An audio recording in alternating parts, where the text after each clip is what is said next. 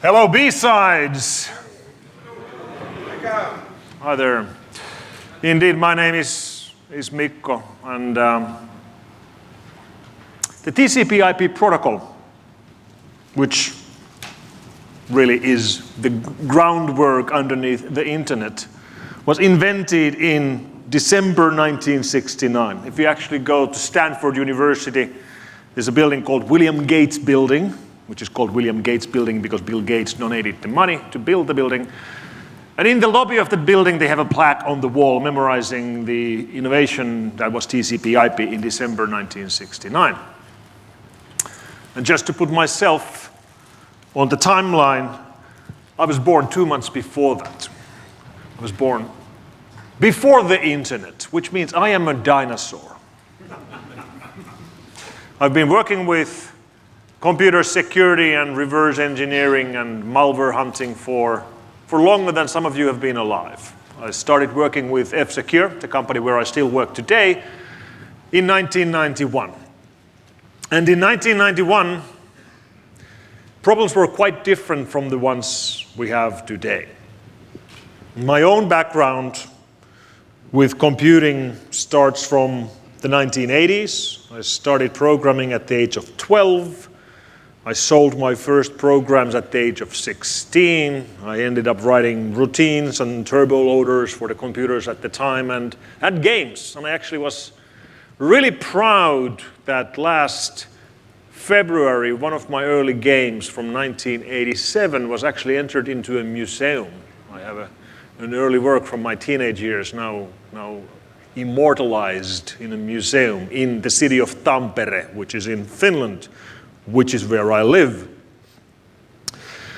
So, how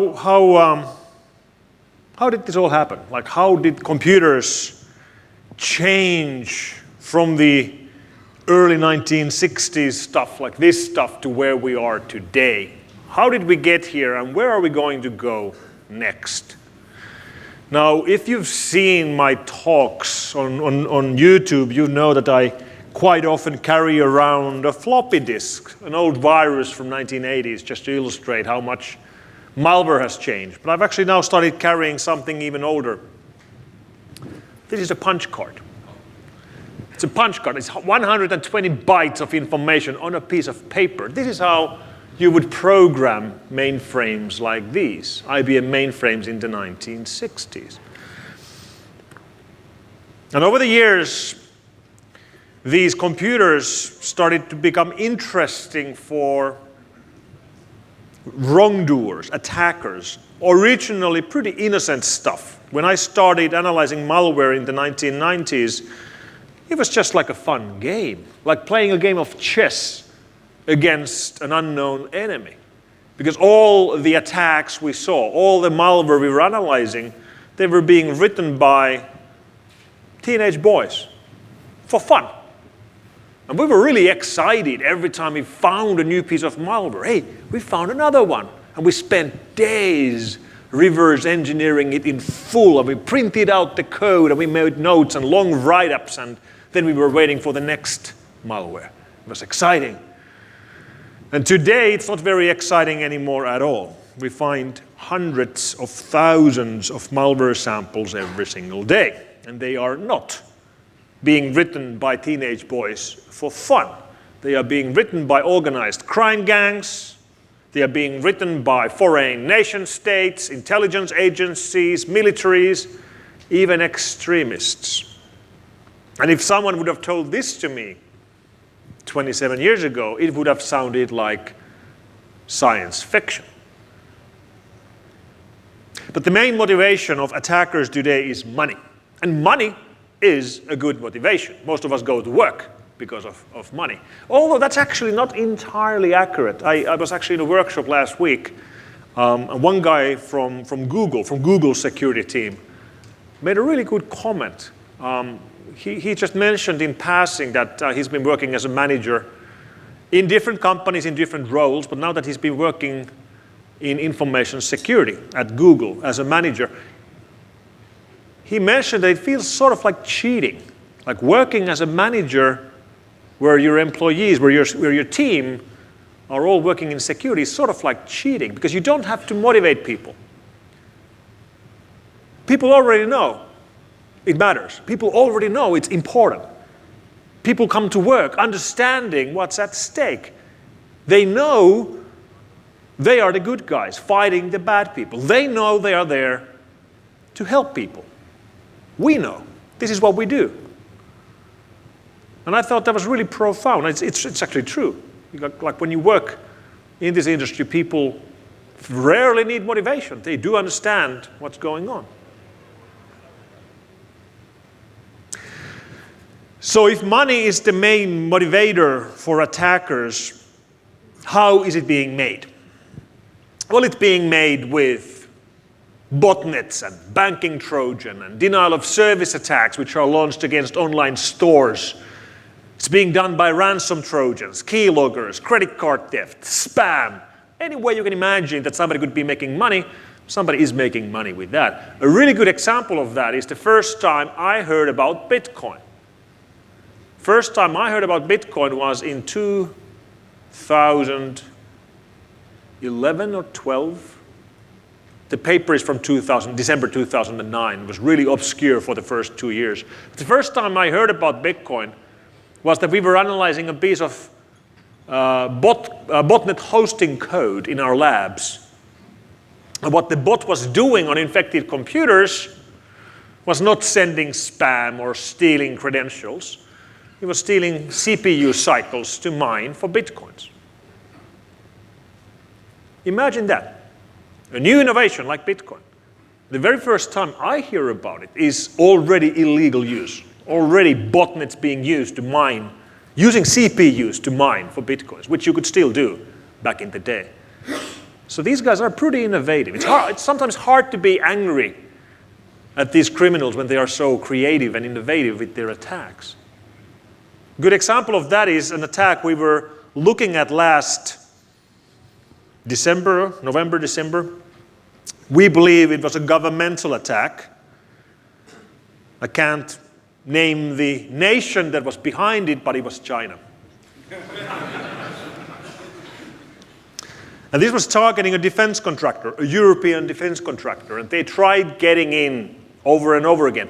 The reason why we use the term APT, the real importance of the letters is P, persistent. Criminal attackers who want money are not persistent. They want money. They don't want to attack you or your organization or your client. They want money. If it's too hard to get into your network, they will just forget about it and go somewhere else. That's what money-making criminals do.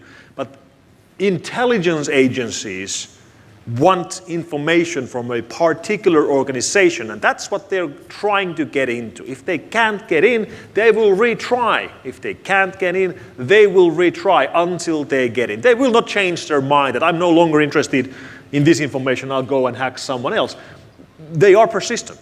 That's why they are so hard to defend against. And that was exactly what was happening in this case. The persistent attacker was trying to get into this defense contractor over and over again, searching, like port scanning their public-facing networks and trying to find VPN exit nodes and trying to find vulnerabilities from their web services, all kinds of stuff. Eventually starting to target employees with emails, with attachments, with macro-based exploits in Word, attachments, with links to exploit sites.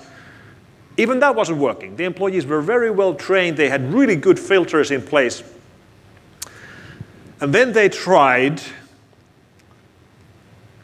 sending employees, key employees, emails, which were really simple, which were just emails which were thanking those employees for subscribing to their mailing list. Thank you for subscribing to our mailing list. From now on, we will send you a new and exciting email every day. Best regards, YouPorn. Now, just think about this for a second. You're at your workplace, at your laptop, and you get this email, and you're like, holy hell, like, who the hell has subscribed me to YouPorn? Like, does anybody see this? Like, where's the unsubscribe link? And you click on the unsubscribe link, and that's the exploit link. And that's pretty clever. Like, you know, not even mad. Not even mad. 5 out of 5. That's You sometimes have to respect the attackers when they get creative enough. And one thing I've started doing whenever I visit our customers or prospects is that at some stage I ask them to show me around. Like, could somebody take me for a walk? I'd like to see your facilities. And they're always very happy to show me around. Well, let's go for a walk. So here's our design people, here's our manufacturing people, here's sales, here's marketing, here's the top management, this is the CEO, nice to meet you. And then I ask, could we go to the financial department? All right, let's go to financial department, which always means you go to top floor, and then we meet the financial people. Here's our CFO, here's the controller, nice to meet you. Then I ask, who are the people who pay the bills? Who are the people who pay the bills here? Let's go and meet those. And so far, every time, the people who pay the bills look like this. Middle-aged ladies, really nice people. If it's a medium-sized company, it's one person. If it's an enterprise, it could be 5 or 6 or 7 people like this.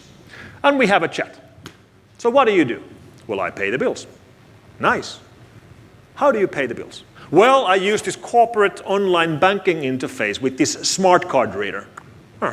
Nice. Can you show me your computer that you use to pay these bills? Sure, here you go. And she shows me her desktop running Windows 7 or maybe Windows 10. All right, cool. How much money goes to this computer every month? And now, of course, the answer depends on the company, but it's always a lot of money, like 600,000 euros, 800,000 pounds, $2 million, depends. And then my last question.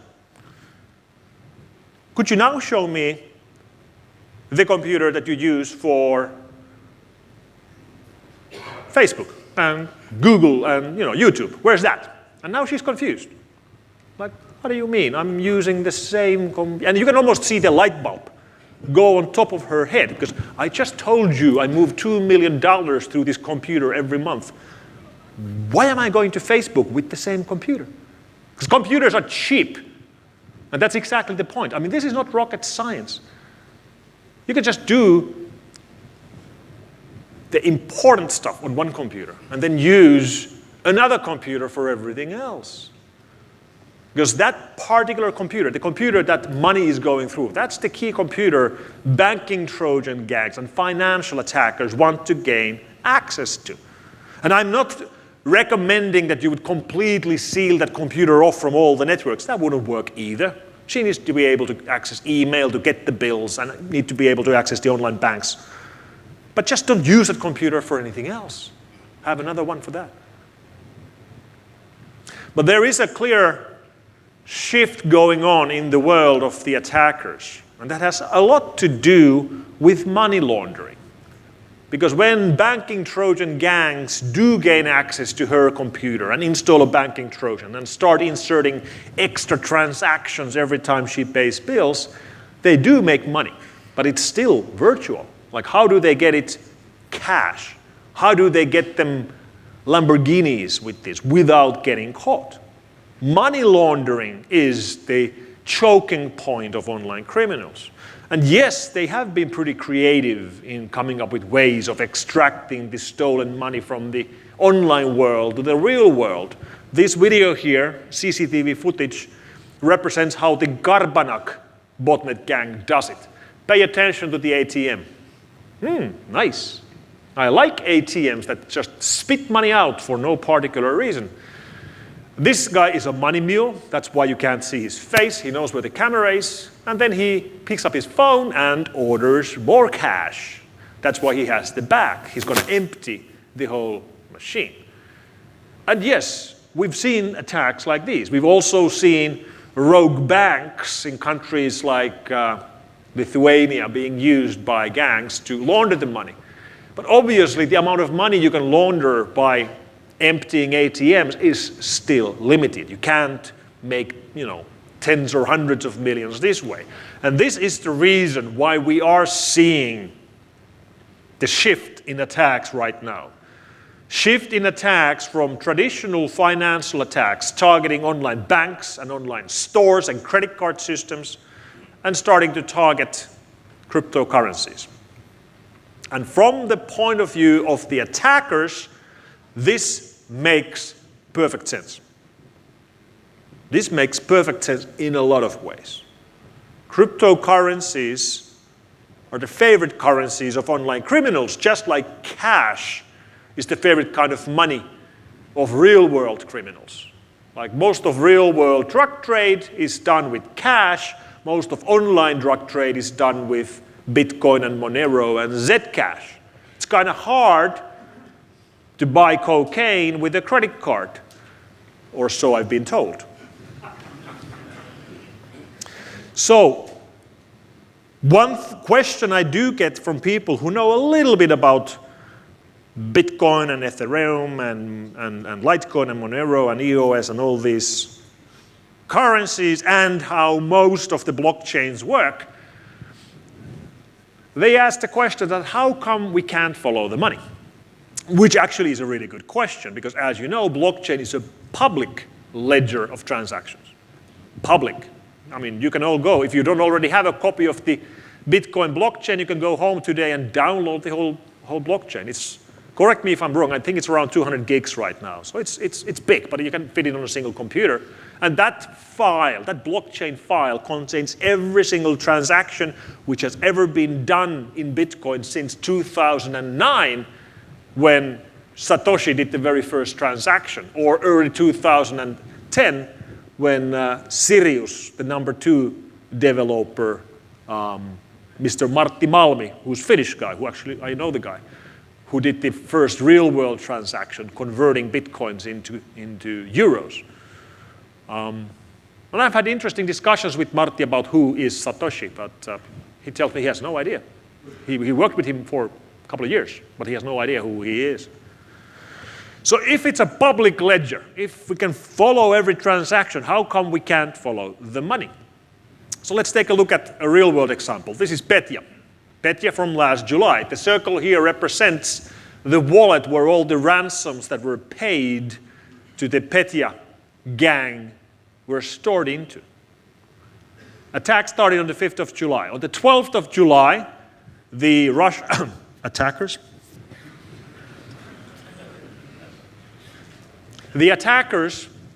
started moving the money from this wallet to these wallets, to 6 new wallets. The size of the wallet shows you how much money was being moved.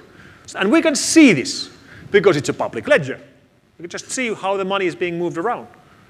And then on the next day, they moved the money from these wallets to these wallets. And this went on for several days. And then they started moving money from the Bitcoin blockchain to the Monero blockchain using double-blind transactions. And that's where our tracks end. We have no idea where the money went. And this is the trend that has created the problem of ransomware Trojans, which we've now been tracking the rise of ransomware since 2012. And the amount of ransomware families that we are now tracking is so large, I can't even fit them on a single slide anymore. We're tracking over 130 gangs, which make all of their money with ransomware attacks. This is one clear shift we're seeing happening, and it's all because of these cryptocurrency systems. Then we're seeing tons of scams. Scams like Elon Musk is giving away free Ethereum on Twitter. What a nice guy. Just send me, half a Ethereum or half an Ether and I'll send you 10 times more back. Here's my address. And the worst part is, well, of course, it's not Elon Musk. This is Elon Musk. The worst part is when we go and check Etherscan on how many Ethers were sent by suckers into that address, it's worth $203,000 US, which is remarkable. People, first of all, fall for this. Second of all, they have Ethereum to send, and they do send it. And this is happening to everybody. This happened, actually, this was a reply to the B-Sides London Twitter account sent a month ago. I'm giving away not only Ethereum, but also Bitcoin and Litecoin. 1,000 Bitcoin. That's 7 million euros. That's a lot of money. So this, of course, wasn't my account. My account is called Mikko. This is Ravari43, so that's not really my account. But this was sent as a reply to B-Sides London official account. So people are reading B-Sides tweets. Click on a tweet, will not only see the tweet, but replies, and they will see this there. And they might know I'm keynoting here. So this might seem legitimate. And it's not only scams and ransomware that we're seeing. We're also seeing hackings into the exchanges and into the wallet systems that are being used to run these operations. And this is an especially good example on how these attacks make a lot of sense when you think about them from the point of view of the attackers. Like, your task as an attacker is to make money. All right? So you can choose your target. You can choose a traditional financial system, let's say a bank. And yes, if you are able to break into a bank, you will make a lot of money. There's a lot of money in banks, but it's kind of hard because banks have been in this business for decades and they have security teams which have hundreds or even thousands of people. They do follow their network. Or you can target a wallet system or an exchange. They also have a lot of money because the valuations of cryptocurrencies have skyrocketed. Some of these companies have billions with a B. Just like real banks have billions. These guys have billions as well. But they are not legacy companies. These are startups. They don't have security teams of thousands of people. The whole company has 20 people. Is it easier to hack? Yes, it is. And the best part, when you gain access to the money, then it's game over. Then you don't have to launder it. You don't have to hide it. It's yours. It's game over. So these attacks make a lot of sense from the point of view of the attackers. But then we have the attackers who are not after money. Governments. If I would have to rank different governments based on their offensive cyber capability, I would rank United States number one. They've been putting more money for longer periods of time into this than any other government anywhere in the world. Number two, in my book, would be Israel. And then after that, we get the Russians and the Chinese. And oh man, look at these guys march. Look at them. I've seen your army march. It doesn't look like this. It doesn't look like this at all. So when governments enter the picture, we get several new headaches. I gave an interview to a newspaper maybe 5 years ago about governmental attacks, especially spying and intelligence gathering.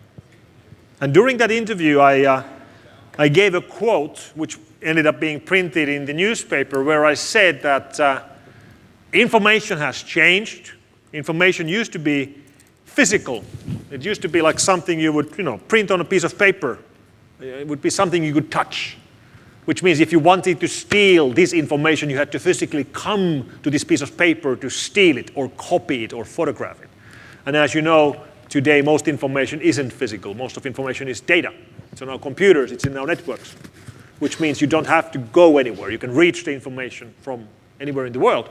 And the quote I gave to the newspaper was that because of this, the work of intelligence agencies has moved from the real world to the online world. After it was printed in the newspaper the next day, I got a phone call from a friend of mine who works at an intelligence agency. And he tells me that, you know what, Mikko? That's not true. That's not true. Spies have not moved from the real world to the online world. They have expanded their work from the real world to the online world. The real world spies haven't gone anywhere. They've expanded to a new domain. And I can totally believe that. Because of course, we are an InfoSec company. We're geeks and nerds. We follow online attacks. We don't follow real world spies. We don't see what the real world spies are doing. So to me, it looks like they've moved. But to them, it looks like it's expanding to a new domain. And if you think about the work of intelligence agencies, especially large intelligence agencies in superpowers, they wouldn't be doing their job if they all wouldn't already have real-world moles in critical locations. Because real-world spies and real-world moles still exist. Here's a video footage from January. This is from the border of Russia and Estonia. This is a spy swap. It's Artem Zinchenko and Raivo Susi. Artem Zinchenko here on the right walking towards Russia, and Raivo Susi on the left walking towards Estonia. They're swapping the spies. The Russian guys next to their cars don't look too happy. But this is what it looks like when real-world spy swaps are being done. So now for a second, think about the work of intelligence agencies, or agencies which do operate guys like these. Where would they like to embed guys like these today? What would be the most powerful organizations where you could have a mole inside? How about companies like these? And I think it makes perfect sense. I would be surprised if all major intelligence agencies wouldn't all already have moles in key locations inside Google and Amazon and Microsoft and Apple and any large cloud provider. Yes, it might be very slow process and very expensive, but if you're able to get the right guy at the right location in the right company, that is very powerful. And we have to assume the largest intelligence agencies on the planet are doing exactly this. And while we're speaking about Microsoft, it's kind of hard to ignore what happened this week with the GitHub acquisition. I'm actually not mad about this at all. If you look at what Microsoft has been doing over the last 5 years, it's a lot of pretty good moves. They've done bad moves as well, most notably the investment of spending $7.1 billion into Nokia mobile phones, which they then had to write off 3 years later or something like that. Nokia was very happy getting $7 billion out of the phone business, but for Microsoft that was a bad decision. Buying LinkedIn was probably a good decision. Buying GitHub is probably a great decision. Microsoft was already the biggest organization in the world if you look at the amount of pull requests. Microsoft was doing more pull requests already 12 months ago in GitHub, more than Google, more than Amazon, more than Firefox, more than anyone. So this makes perfect sense. They had already moved Windows source code and Office source code to GitHub. And GitHub is an interesting organization. Some of you might remember the attacks they were under 3 years ago in August 2015. We saw some of the largest denial of service attacks in history targeting github.org. And these were actually reflection attacks. This was traffic from normal Western users' computers who were hitting the Great Firewall of China, going to websites hosted in mainland China. Their traffic was reflected at the Chinese firewall level and pointed back to GitHub. So if you wanted to visit, I don't know, Alibaba or Baidu, you got nowhere. Instead, your traffic was being used to hit GitHub. And the reason why GitHub was being targeted by the Chinese was that Chinese were demanding GitHub to remove stuff from GitHub. GitHub was hosting content which could have been used and was being used to bypass the Great Firewall of China, and China didn't like this. So they were trying to twist GitHub's arm. And they didn't give in. It was very, very expensive for them to continue operations, but they did continue operations, and they didn't kick the problematic customers out, even though they were being demanded to do that. And you have to give them credit for that. Absolutely. And when we speak about governmental attacks, the biggest example we have in recent history happened last July, the Petya attack. Petya, the ransomware case, which would overwrite the master boot record, the first sector of the first platter of the first hard drive in your system. 512 bytes on the beginning of your first hard drive, overwritten by a piece of code which only displays a ransom note. And this is after it has already encrypted all the contents on the hard drive. Which means infected machines no longer run Windows. Now they are running Petya. You boot up an infected machine, nothing happens. It counts the memory from BIOS and blam, shows this. That's it. And the way organizations were hit by Petya was that they were running a piece of financial software. A piece of financial software which you could use to do bookkeeping or to file your taxes. And on the 5th of July last year, the vendor behind this bookkeeping software issued an update from the official update server, signed with the official keys. And that update was Petya. And the company that makes this financial software is called MEDoc, and they are headquartered in Kyiv, in Ukraine. The software runs in Ukrainian. It's only been used by Ukrainian companies. This is how companies file their taxes to Ukrainian government in Ukraine. This is the de facto way of doing it in Ukraine.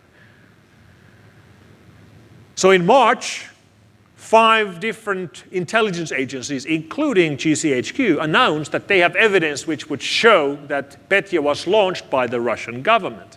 And in fact, Petya was an attack in cyberwar, attack between Russia and Ukraine. And Russia and Ukraine are at war. And we've seen attacks from Russia to Ukraine multiple times before. Most notably, attacks 3 years ago targeting the second largest electricity grid provider in Ukraine, a company called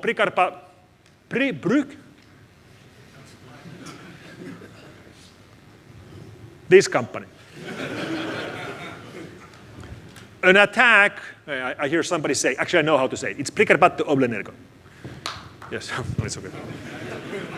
Prikarbatu Oblenergo. And when Prikarbatu Oblenergo was attacked, not only were they able to cut power from 250,000 people, they also overwrote the firmware on the serial to Ethernet converters that the operators were using to control the electricity grid. So, after the attack, when power was off, there was no way for them to maintain their network anymore. They actually had to go and physically turn off the power. But this is not the story. We heard about Petya last July. We didn't hear much about Ukraine at all. How do you put out a fire in the middle of a winter in Ukraine?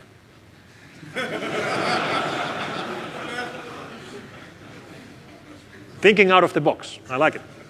The story we heard was not a story about Ukraine. It was a story about Petya hitting Western companies. Companies here in the West, in Europe, in the United States. Companies like these. Massively large companies which make manufacturing goods or cookies or condoms or cement or ship containers. And these companies are not Ukrainian. Why were they hit by an attack coming from the Russian government targeting one country, Ukraine? Well, the answer is that even though these companies are not Ukrainian, they are global. Like, for example, Maersk, the 4th largest logistics company on the planet, which ships containers into every country on the planet, including Ukraine. And take a look at this ship. God damn it. That's a lot of containers. Imagine when it gets rocky on the seas. Yeah. We lost a couple of hundred containers last night. I don't know. They ship these into every country on the planet, including Ukraine. And if you do enough business in Ukraine, then you have to file taxes in Ukraine. And if your company has to file taxes in Ukraine, it means you have at least one workstation in your internal network which is running MEDoc. And if you had one workstation in your internal network running MEDoc on last July 5th, then you got Petya. And once you have Petya in your internal network, it spreads like wildfire. It doesn't spread using vulnerabilities, it spreads using a Windows feature. The feature which allows users to run files or execute programs on other people's computers. And this is bad when it happens to your laptops. It's bad when it happens on your desktops. But it's even worse when it happens on your servers. And even worse when it happens on your ADs. And this is the reason why many global organizations were sending IT consultants on planes into data centers around the world with Windows boot CDs in their backpacks to go and rebuild their ADs and servers.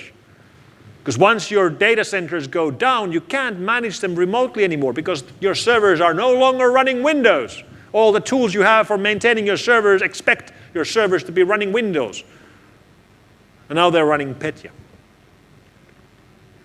The chairman of board of Maersk was speaking about the problems they had with Petya in February in Davos at the World Economic Forum.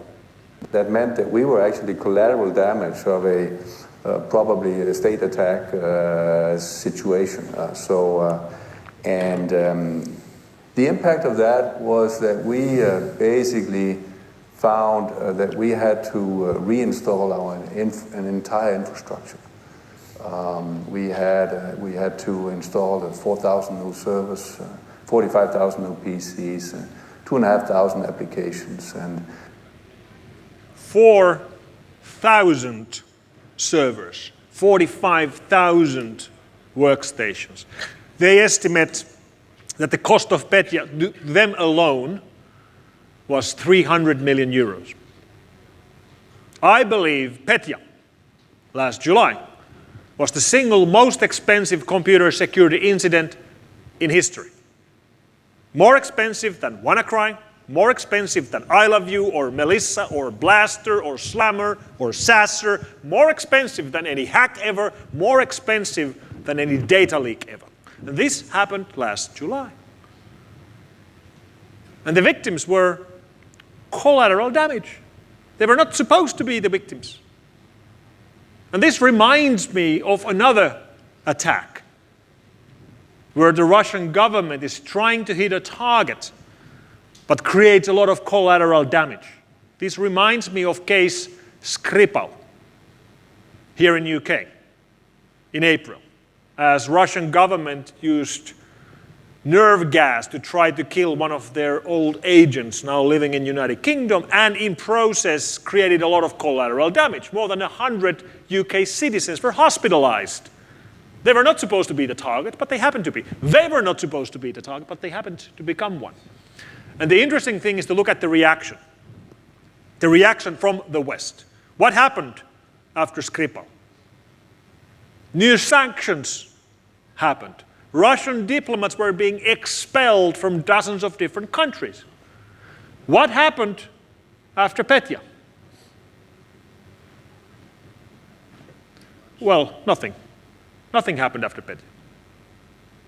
No sanctions, no expelled diplomats, nothing.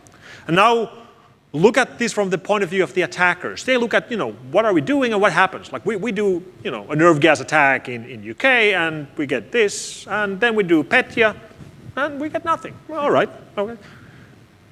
I think this is leading us to a new route of attacks from nation states, new methods they will be using in their attacks. Which means we have to start thinking differently about the way we defend our networks. What was their mistake? What did they do wrong? Nothing. This was not a case of running Windows XP in production. It was not a case of unpatched servers and workstations. There was no vulnerability. They were running financial software that everybody thought was okay. And it was okay. They just happened to get hacked. And they had automatic updates enabled, which was the default. And if they would have asked us, is it a good idea to have automatic updates enabled, we would have told them yes. Because then you get all the security patches right away. We've been telling companies for a decade to patch right away. And patching is what got them here. Yeah, of course, they could have segmented their network better and stuff like that. But the big picture is they did nothing wrong. So we have to start thinking differently about our networks. For 15 years, we've been thinking about our networks like vaults, like bank vaults. whatever you put in there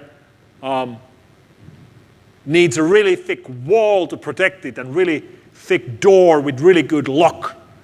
And if you have thick walls and thick doors and good locks, nobody's never going to get in. This is how we think about our networks. Let's make sure nobody gets into our network ever. Let's have really good firewalls and proxies and intrusion prevention mechanisms.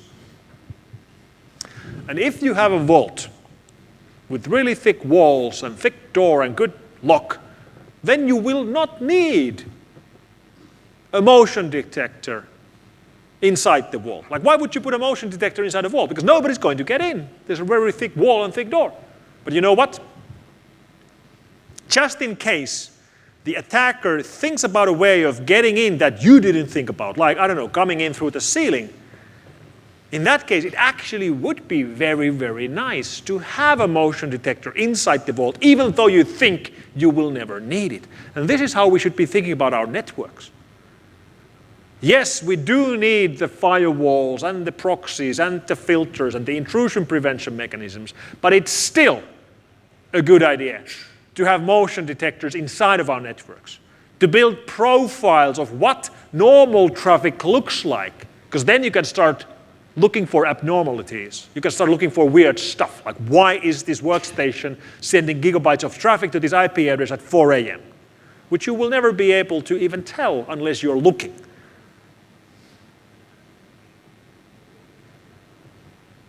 We have to stop assuming we can keep the attackers out, because we can't.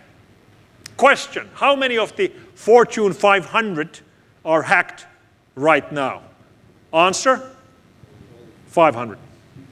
Every single one of them. Why? Because if you are a Fortune 500 company, you have a massively large network of at least 100,000 computers around the world. If you have 100,000 workstations, I will guarantee to you, you have a breach. It might be a small breach, like a single infected laptop at an airport lounge, but that's a breach. You cannot keep everybody out all the time. So we have to stop thinking about keeping everybody out all the time. And instead, we have to start focusing on being able to detect and being able to respond to breaches when they happen. We have to assume breach. Whatever we do, we have to assume a breach at any time. And this is the difference with companies who got hurt badly about Petya or with Petya and who didn't. If you were looking for abnormalities in your network, Petya was like a wildfire. You would see it immediately. It looked really, really weird if you were watching. Most companies are not watching. So let me finish with this. This is our first web server. April 1994. It's a 486DX 25 megahertz with 40 megabyte hard drive. It was running our first web. I set up our first website in April 1994. I was really proud we had our first website. It was the website number 16 in Finland when we set it up. By today's standards, this computer is pretty shit. But you know, it was powerful enough to run a website. So it's not completely powerless. It's pretty well for its time. I wonder how small a computer with this power would be today. Well, let me show you. In February, IBM announced that they have a new breakthrough. This is a photo of a pile of salt, and the black dot over there is a computer which has roughly the computing power of a 486DX 25 megahertz. This is powerful enough to run a website, and it's smaller than a grain of salt. So now think about everything we will have to start defending. Forget about everything we know about defending computers and servers and laptops and networks, and realize that we will very soon have to start defending everything, because everything will become a computer. Good luck. Thank you very much.